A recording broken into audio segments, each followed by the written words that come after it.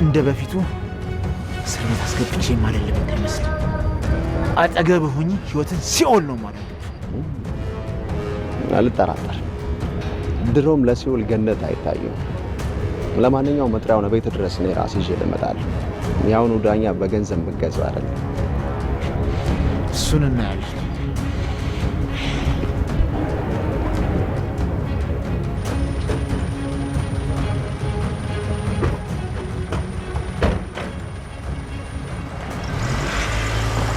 ቢኒ ያፌትን ከሰሰው። አሁን ያፌት በጣም ፈርቶታል። ምክንያቱም እንደ በፊቱ አላልፍብም እና የአሁኑ ፍርድ ቤት ሳንደርስ እንደዚህ እገላለሁ ወይ እጎዳለሁ እያለ ያፌት ቢኒን እያስፈራራው ነው። ቢኒ ደግሞ የአሁኑ ዳኛ በገንዘብ የሚገዛ አይደለም እና የአሁኑ አይሳካልም። ስለዚህ ለፍርድ ቤት ወይ ለእስር ቤት ተዘጋጅ እያለው ነው። ያፌት እንግዲህ አሁን ፈርቶታል። ለታሪኩም ነግሮታል። የአሁኑ ዳኛ በገንዘብ ወይንም በሌላ ነገር አይገዛም። ስለዚህ አሁኑ ጊዜ የምናልፍ አይመስለኝም። ሁሉም ነገር ዝብርቅርቅ ወጥቷል። ይሄ ሁሉ እንዴት እንደዚህ ሆነ? የሆነ ሰውማ ከዚህ ጀርባ የሆነ ሰው እጅ አለበት እና የሆነ ሁሉ ነገር እየተሳካ አይደለም እያለ ነው። እንደገና ደግሞ እዛ ለሴቶች አዳሪ ያስቀመጣቸው ልጆች ውስጥ አንዷ አመልጣለሁ ብላ ስትሞክር ያፌት ገደላት። የሚገርም ነው። ያፌት በአንዴ መታት ነው ልጅቷ ወድቃ ወዛ አረፈች። ምን አይነት ጉድ ነው? ያፌት ትንሽ እንኳን እባክ ብላ እንኳን ብትለምን ልሰማት አልቻለም። ምን አይነት ጭካኔ ነው ግን!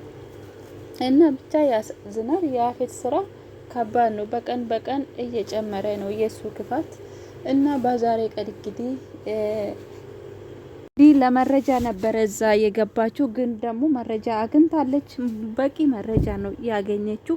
ሴቶቹን እያስደፈረና እንደገና ደግሞ ያጠፉትን እንደዚህ የረበሹትን እየገደላቸው ይሄው ዛሬ ራሱ አይተናል። አሁን የወጣች ልጅም ይገላታል ብሎ ልጆቹ ሲነግሩት በጣም ነው ያዘነችው። ሄዋን በጣም ማን ነው ታዲያ የሚደርስልን? እንዴት እንሆናለን? ኤፍራታም ይሄንን አይታ ይሆን ብላ ነው ያሰበችው። እና አሁን ሄዋን ማን ይደርስላት ይሆን? አሁን ልጅቷ ያወሩትን ሁሉ ስለሰማች ታሪኩና ያፌት ሲሰሙ ልጅቷ ሰምታለች። እና ይሄ ነገር ደግሞ ሄዋን ከሰማች እኔ አልቆልኛል፣ ስለዚህ እቺ ልጅ መገደል አለባት፣ ሄዴ አምጣልኝ ብሎ አዘዛት። ታሪኩም አመጣላት፣ እሱም ደግሞ ገደላት። የሚገርም እኮ ነው። ግን ደግሞ ሄዋን ይሄ ነገር ምንም የማታውቀው ይመስሏል እሷ ግን በጣም ብልህ ናት። እዛ ገብታ ሴቶቹን ለማዳን ስል ነው እዛ የገባችው። እራሷ ማን እንደሆነች አያውቅም። ፖሊስ ናት እሷ። እና ሄዋን እንግዲህ ይህ ያፌት መረጃ ለማግኘት በራሷ ፍቃድ እባካችሁ እኔ ኤፍራታ ስታገባ ቀን ኤፍራታ ጋር ደርሳ ማንም ሰው አላገኛትም ነበረ። በር ላይ ሆና የሚወደው ሰው አግብቷል። እንደገና ደግሞ ምን ማድረግ አለብኝ ብላ ስታለቅስ ታሪኩ መጥቶ አታለው እዛ አስገባት። እነሱ ግን ያፌት ያሰበው ያው ሄዋንን ተጠቀምንባት ብሎ ነበረ። ግን ደግሞ አይደለም። ሄዋን ራሷ ፈቅዳ ወዳ ነው መረጃ ለማግኘት ነበረ። ዛሬ እንግዲህ በቂ መረጃን አግኝታለች። ማን ይደርስለት ይሁን? ሄዋን ይሄ ነገር ካየች እንዴት ትሆናለች? ሄዋንም እኮ ለወንዶች ሊሸጣት ነው። እና እንደዛ ነው ውዶቼ፣ በጣም ከባድ ነው።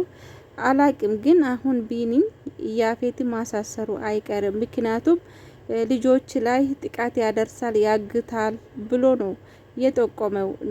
ቢኒ ያው ታውቃላችሁ እሱ ራሱ ዳኛ ነው እና ብዙ ነገር ማድረግ ይችላል። የህግ ሰው ነው። ስለዚህ ስለ ህጉ ሁሉ ነገር ስለሚያውቅ ብዙ ነገር ማድረግ ይችላል። እንደገና ደግሞ ዛሬ ደግሞ ዲቦራና ናታን ተገናኝቷል። ትግስት ደግሞ እየተከታተለች ነበረ። ምክንያቱም ናታንን አላመነችም። ማን ነው ይሄ ሰው? ወይ ጥላታችን ቢሆንስ እያለች ነው። እሷም ግን ብዙ ጥላት እንዳላት ነው እኔ የገባኝ። እና ትግስትና የያፌት ስራ ይገናኛል ብዬ አስባለሁ።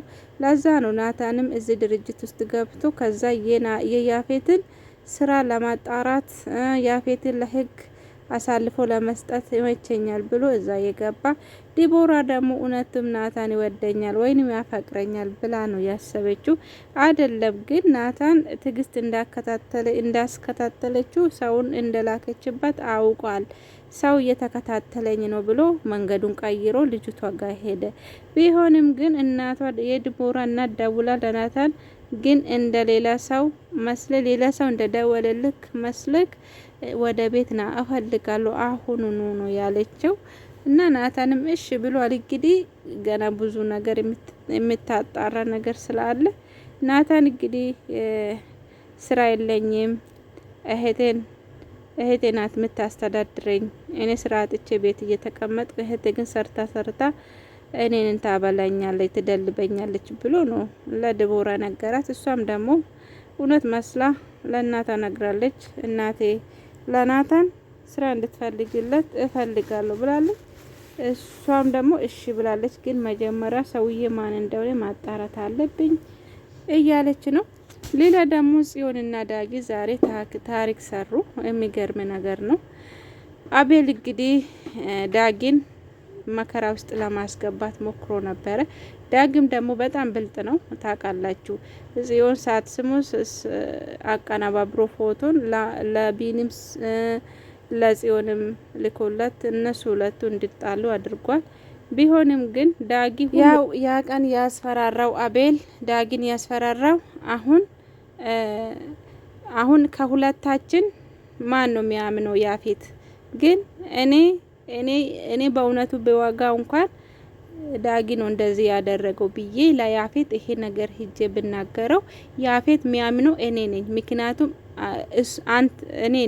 ምክንያቱም አንተ የእሱ ጥላ ስለሆንክ አንተን ያምናል። በቃ ዳጊ እኔን እንደዚህ አድርጎኛልና እሱን እበቀላለሁ ብሎ አንተን ይገላል። ስለዚህ ይሄ ነገር ተቀብለው ህድና ጽዮንና እኔ ሁሌ እንድንገናኝ አድርጎ ብሎ አስፈራራ። ቢሆንም ግን ዳጊ ደግሞ በጣም ብልህ ሆነና ቀዳ። ያ ቅጂ ስላለው አሁንም አቤል ድጋሚ ሲያስፈራራው ያ ድምጽ አሰሙት ማለት ነው። ምንም አታመጣም፣ ይሄው እኛም አለን፣ አንተ ያወራው ነገር አለ እና አሁን ለያፌት እጄ እናገራለሁ ብሎ ነበር። ግን ደግሞ ጽዮን ወዳው አሰማችሁ ድምጹን ማለት ነው። እና ጽዮንም ደግሞ እንደዚህ ለምን አደረክ? አሁን ይሄ ነገር አሳልፈን ሳንሰጠው ይሄ ያንተ ድምጽ ለያፌት ከምንሰጥ በፊት ናታን ለምን እንደሚከታተለው ከናታን ምን እንደሚፈልገው ያፌት አጣርተህ አምጣልን ነው የተባለው። ጭራሹንም እሱ አቤል ዳግምና ጽዮን ማስፈራራት ጀምሮ ነበረ። ግን አሁን ደግሞ ፈርቶ በቃ ለነሱ መታዘዝ ጀምሯል ማለት ነው።